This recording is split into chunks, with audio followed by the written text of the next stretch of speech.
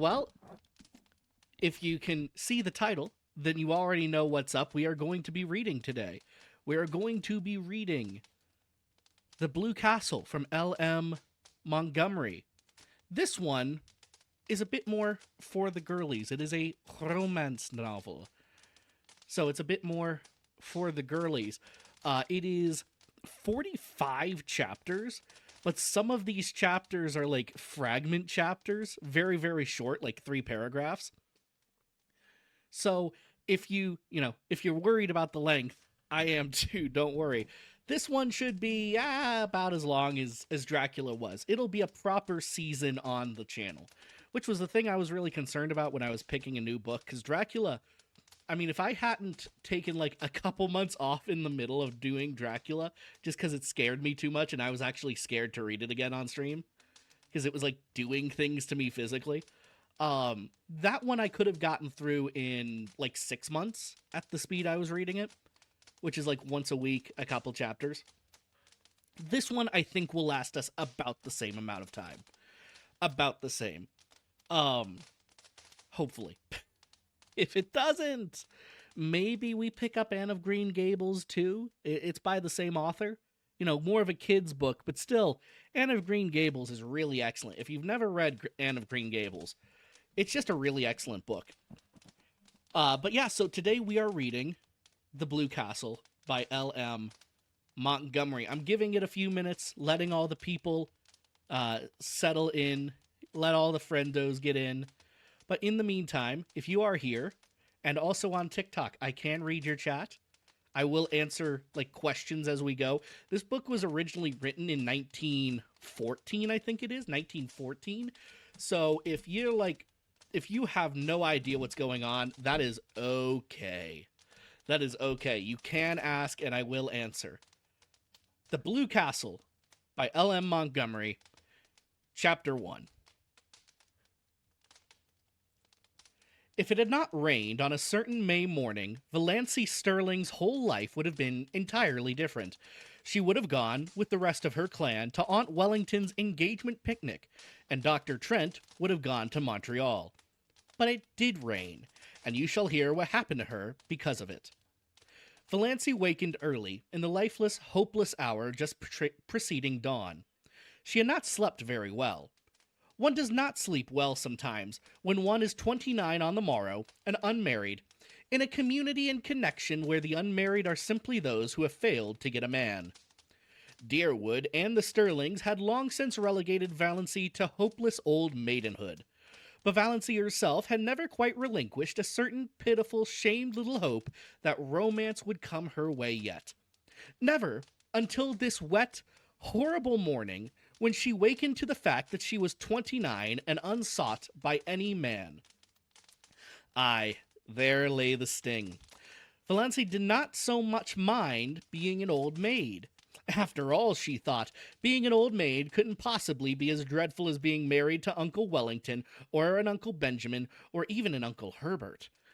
What hurt her was that she had never had a chance to be anything but an old maid. No man had ever desired her. The tears came into her eyes as she laid there alone in the faintly graying darkness. She dared not let herself cry as hard as she wanted to, for 2 reasons. She was afraid that she might bring on another attack of that pain around the heart. She had had a spell of it after she had gotten into bed, rather worse than any she had had yet, and she was afraid her mother would notice her red eyes at breakfast and keep at her with minute, persistent, mosquito-like questions regarding the cause thereof. Suppose, thought Valancy with a ghastly grin, I answered with the plain truth. I'm crying because I cannot get married. How horrified mother would be, though she is ashamed every day of her life of her old maid daughter. But of course appearances should be kept up. It is not, Valancy could hear her mother's prim dictatorial voice asserting, it is not maidenly to think about men. The thought of her mother's expression made Valancy laugh, for she had a sense of humor nobody in her clan suspected. For that matter, there were a very good many things about Valancy that nobody suspected. But her laughter was very superficial, and presently she lay there, a huddled, futile little figure, listening to the rain pouring down outside and watching with a sick distaste the chill, merciless light creeping into her ugly, sordid room. She knew the ugliness of that room by heart, knew it, and hated it. The yellow painted floor, with one hideous hooked rug by the bed, with a grotesque hooked dog on it, always grinning at her when she awoke. The faded dark red paper, the ceiling discolored by old leaks and crossed by cracks, the narrow, pinched little washstand, the brown paper lambrequin with purple roses on it, the spotted old looking glass with a crack across it, propped up on the inadequate dressing table, the jar of ancient potpourri made by her mother in her mythical honeymoon, the shell-covered box with one burst corner which Cousin Stickles had made in her equally mythical girlhood, the beaded pincushion with half of its bead fringe gone, the one stiff yellow chair, the faded old motto, gone but not forgotten, worked in colored yarns about great-grandmother Sterling's grim old face, the old photographs of ancient relatives long banished from the rooms below. There were only two pictures that were not of relatives. One, in old chromo of a puppy sitting on a rainy doorstep. That picture always made Valancy unhappy. That forlorn little dog crouched on the doorstep in the driving rain. Why didn't someone open the door and let him in? The other picture was a faded, passe-partout engraving of Queen Louise coming down a stairway, which Aunt Wellington had lavishly given her on her 10th birthday. For 19 years she had looked at it and hated it. Beautiful, smug, self-satisfied Queen Louise. But she had never dared destroy it or remove it. Mother and Cousin Stickles would have been aghast, or, as Valancy irreverently expressed it in her thoughts, would have had a fit. Every room in the house was ugly, of course, but downstairs appearances were kept up somewhat. There was no money for rooms nobody ever saw. Valancy sometimes felt that she could have done something for her room herself, even without money, if she were permitted, but her mother had negatived every timid suggestion, and Valancy did not persist. Valancy never persisted. She was afraid, too. Her mother could not brook opposition. Mrs. Sterling would sulk for days if offended, with the airs of an insulted duchess. The only thing Valancy liked about her room was that she could be alone there at night to cry if she wanted to. But after all, what did it matter if a room, which she used for nothing except sleeping and dressing in, were ugly? Valancy was never permitted to stay alone in her room for any other purpose. People who wanted to be alone, so Mrs. Frederick Sterling and Cousin Stickles believed, could only want to be alone for some sinister purpose. But her room in the Blue Castle was everything a room should be. Valancy, so cowed and subdued and overridden and snubbed in real life, was wont to let herself go rather splendidly in her daydreams. Nobody in the Sterling clan, or its ramifications, suspected this, least of all her mother and Cousin Stickles. They never knew that Valancy had two homes, the ugly red brick box of a home on Elm Street, and the Blue Castle in Spain. Valancy had lived spiritually in the Blue Castle ever since she could remember. She had been a very tiny child when she found herself possessed of it. Always when she shut her eyes, she could see it plainly, with its turrets and banners on the pine-clad mountain height, wrapped in its faint blue loveliness, against the sunset skies of a fair and unknown land. Everything wonderful and beautiful was in that castle. Jewels that queens might have worn, robes of moonlight and fire, couches of roses and gold, long flights of shallow marble steps, with great white urns and with slender mist-clad maidens going up and down them. Courts, marble-pillared, where shimmering fountains fell and nightingales sang among the myrtles. Halls of mirrors that reflected only handsome knights and lovely women. Herself the loveliest of all, for whose glance men died. All that supported her through the boredom of her days was the hope of going on a dream spree at night. Most, if not all, of the Sterlings would have died of horror if they had known half the things Valancy did in her Blue Castle. For one thing, she had had quite a few lovers in it. Only one at a time. one who wooed her with all the romantic ardor of the age of chivalry, and won her after long devotion and many deeds of daring do, and was wedded to her with pomp and circumstance in the great banner-hung chapel of the Blue Castle. At 12, this lover was a fair lad with golden curls and heavenly blue eyes. At 15, he was tall and dark and pale, but still necessarily handsome. At 20, he was aesthetic, dreamy, spiritual. At 25, he had a clean-cut jaw, slightly grim, and a face strong and rugged, rather than handsome.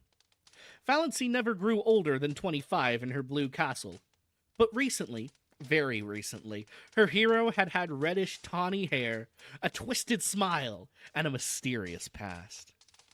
I don't say Valancy deliberately murdered these lovers as she outgrew them. One simply faded away as another came. Things are very convenient in this respect in blue castles, but on this morning, on her day of her fate, Valancy could not find the key of her blue castle. Reality pressed on her too hardly, barking at her heels like a maddening little dog. She was 29, lonely, undesired, ill-favored, the only homely girl in a handsome clan, with no past, and with no future. As far as she could look back, life was drab and colorless, with not one single crimson or purple spot anywhere. As far as she could look, it seemed certain to be just the same, until she was nothing but a solitary little withered leaf clinging to a wintry bough. The moment when a woman realizes that she has nothing to live for, neither love, duty, purpose, nor hope, holds for her the bitterness of death. And I just have to go on living, because I can't stop. I may have to live 80 years, thought Valancy, in a kind of panic. We're all horribly long-lived. It sickens me to think of it. She was glad it was raining, or rather, she was drearily satisfied that it was raining. There would be no picnic that day. The annual picnic, whereby Aunt and Uncle Wellington, one of them thought of them in that succession, inevitably celebrated their engagement at a picnic 30 years before, had been, of late years, a veritable nightmare to Valancy. By an impish coincidence, it was the same day as her birthday, and after she had passed 25, nobody let her forget it. Much as she hated going to the picnic, it would have never occurred to her to rebel against it. There seemed to be nothing of the revolutionary in her nature, and she knew exactly what everyone would say to her at the picnic. Uncle Wellington, whom she disliked and despised even though he had fulfilled the highest Sterling aspiration, marrying money, would say to her in a pig's whisper, "Not thinking of getting married yet, my dear," and then go off into the bellow of laughter with he invariably concluded his dull remarks. Aunt Wellington, of whom Valancy stood in abject awe, would tell her about Olive's new chiffon dress and Cecil's last devoted letter. Valancy would have had to look as pleased and interested as if the dress and letter had been hers, or else Aunt Wellington would have been offended. And Valancy had long ago decided that she would rather offend God than Aunt Wellington, because God might forgive her, but Aunt Wellington never would. Aunt Alberta, enormously fat, with an amiable habit of always referring to her husband as he, as if he were the only male creature in the world, who could never forget that she had been a great beauty in her youth, would condole Valancy on her sallow skin. "I don't know why all the girls of today are so sunburned. When I was a girl, my skin was roses and cream. I was counted the prettiest girl in Canada, my dear." Perhaps Uncle Herbert wouldn't say anything, or perhaps he would remark jocularly, "How fat you're getting, Doss," and then everyone would laugh over the excessively humorous idea of poor scrawny little Doss getting fat. Handsome, solemn Uncle James, whom Valancy disliked but respected, because he was reputed to be very clever, and was therefore the clan oracle, brains being none too plentiful in the Sterling connection, would probably remark with the owl-like sarcasm that had won him his reputation. I suppose you're busy with your hope chest these days. Huh. And Uncle Benjamin would ask some of his abominable conundrums between wheezy chuckles and answer them himself. What's the difference between DOS and a mouse? The mouse wishes to harm the cheese, and DOS wishes to charm the he's. Valancy had heard him ask that riddle 50 times, and every time she wanted to throw something at him. But she never did. In the first place, the Sterlings simply did not throw things. In the second place, Uncle Benjamin was a wealthy and childless old widower, and Valancy had been brought up in the fear and admonition of his money. If she offended him, he would cut her out of his will. Supposing she were in it, of course. Valancy did not want to be cut out of Uncle Benjamin's will. She had been poor all her life and knew the galling bitterness of it. So she endured his riddles and even smiled tortured little similes over them.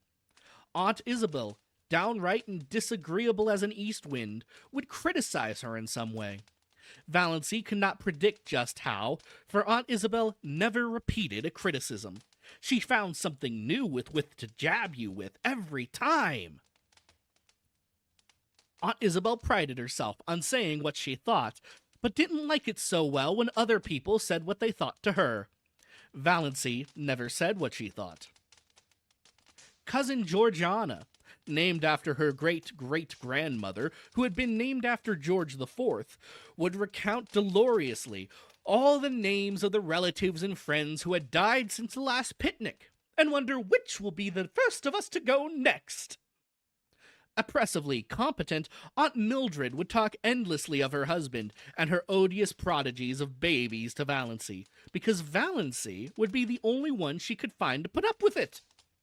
For the same reason, Cousin Gladys, really first Cousin Gladys once removed, according to the strict way in which the Sterlings tabulated relationship. A tall, thin lady who admitted she had a sensitive disposition, would describe minutely the tortures of her neuritis. And then there was Olive. Olive, the wonder girl of the whole Sterling clan, who had everything Valancy had not. Beauty, popularity, love. She would show off her beauty and presume on her popularity, and flaunt her diamond insignia of love in Valancy's dazzled, envious eyes. There would be none of all this today. There would be no packing up of teaspoons. The packing up was always left for Valancy and Cousin Stickles, and once 6 years ago a silver teaspoon from Aunt Wellington's wedding set had been lost. Valancy never heard the last of that silver teaspoon. Its ghost appeared Banco-like at every subsequent family feast. Oh yes, Valancy knew exactly what the picnic would be like, and she blessed the rain that had saved her from it. There would be no picnic this year. If Aunt Wellington could not celebrate on the sacred day itself, she would have no celebration at all. Think whatever gods there were for that. And since there would be no picnic, Valancy made up her mind that if the rain held up in the afternoon, she would go to the library and get another of John Foster's books. Valancy, you see, was never allowed to read novels, but John Foster's books were not novels. They were nature books. So the librarian told Mrs. Frederick Sterling all about the woods and birds and bugs and things like that, you know. So Valancy was allowed to read them, under protest, for it was only too evident that she enjoyed them too much. It was permissible, even laudable, to improve your mind and your religion, but a book that was enjoyable? That was dangerous. Valancy did not know whether her mind was being improved or not, but she felt vaguely that if she had come across John Foster's books years ago, life might have been a little different from her. They seemed to her to yield glimpses of a world into which she might once have entered, though the door was forever barred to her now. It was only within the last year that John Foster's books had been in the Deerwood Library, though the librarian told Valancy that he had been a well-known writer for several years. "Well, where does he live?" Valancy had asked. "Nobody knows. From his books, he must be a Canadian, but no more information can be had, and his publishers won't say a word. Quite likely John Foster is a nom de plume. His books are so popular we can't keep them in at all, though I really can't see what people find in them to rave over. I think they're wonderful, said Valancy, very timidly. Oh, well, Miss Clarkson smiled in a patronizing fashion that relegated Valancy's opinions to limbo. I can't say I care much for bugs myself, but certainly Foster seems to know all there is to know about them. Foster? No. No. I'm sorry, I'm breaking the narrative here. I have to find something.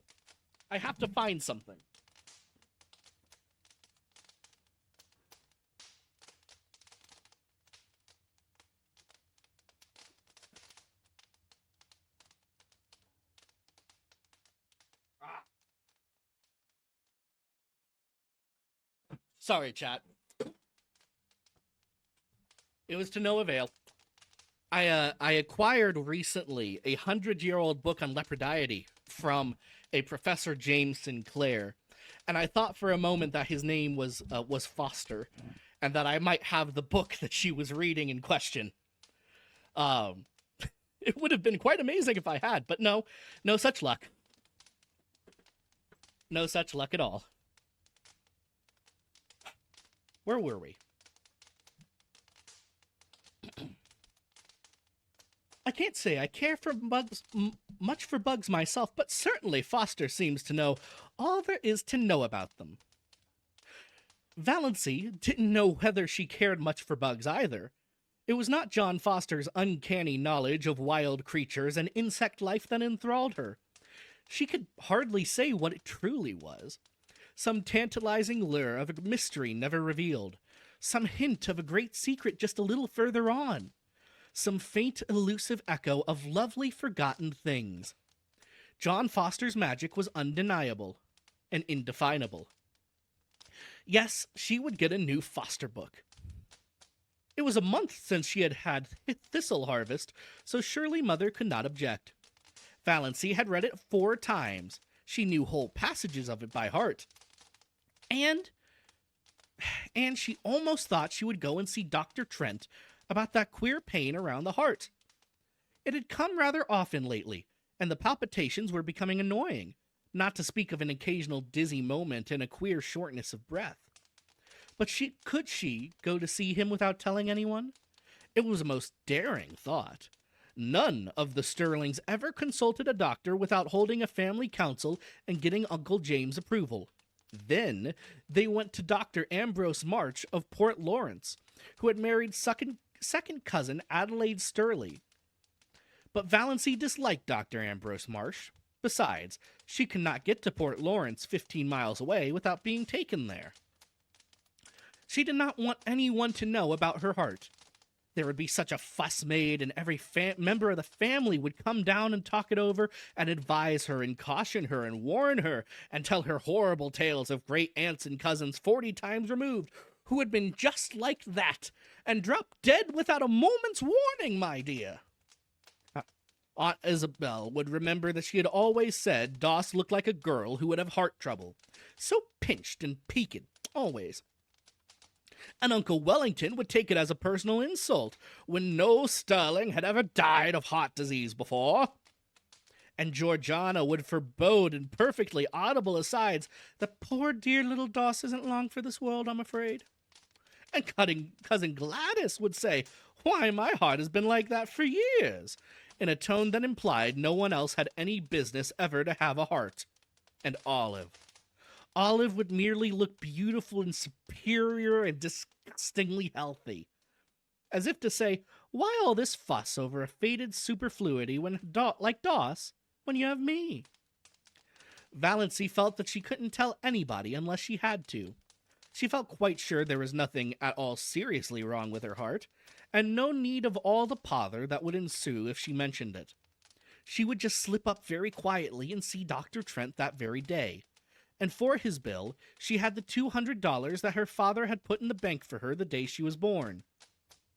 She was never allowed to use even the interest of this, but she would secretly pay out enough to take and pay Dr. Trent.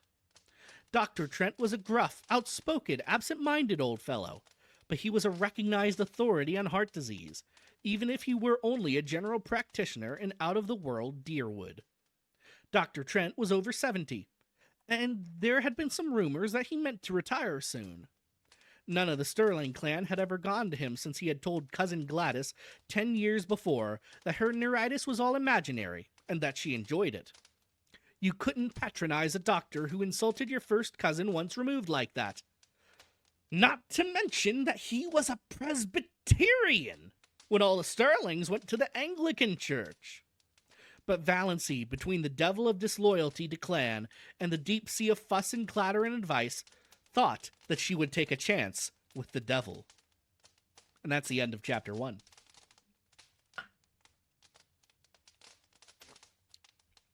Very good opening chapter there. You know, you understand a lot about her and a lot about her family now. She's long-suffering, very patient. Almost too much so. Her arc has to be that she is growing out of those things in order for a story to happen. And we see the first glimpse of that when she's going to go to a doctor that once said something accurate about a member of the family. I laugh only because I know this family like it was my own, because it is my own, okay? That's what makes Montgomery's writing so good. All of us can find in those descriptions at least parts of our own family, but I can find every part of my family. I can find every single part of my family here. Lord love them. And someone has to. I kid. All right.